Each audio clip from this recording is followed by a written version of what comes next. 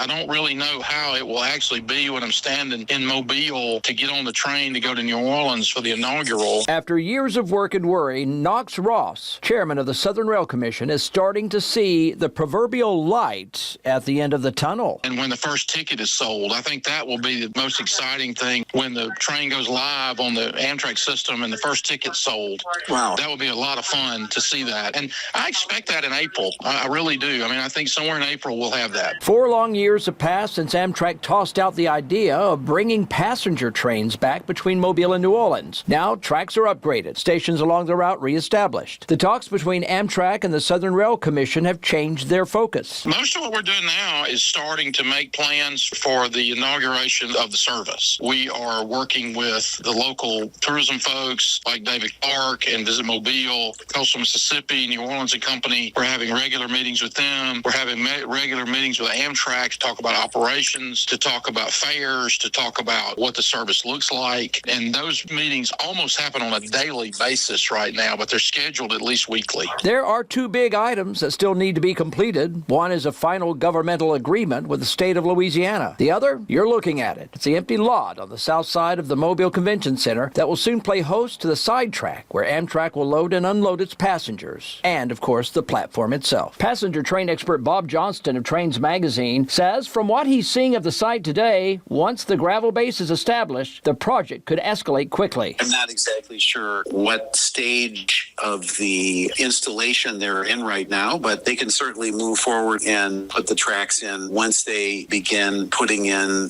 the ballast, which is what they call that, for the tracks. And then there's going to be a temporary platform here. I would believe that the other issue is once the track goes in and that is certified safe, then they can begin installing the platform.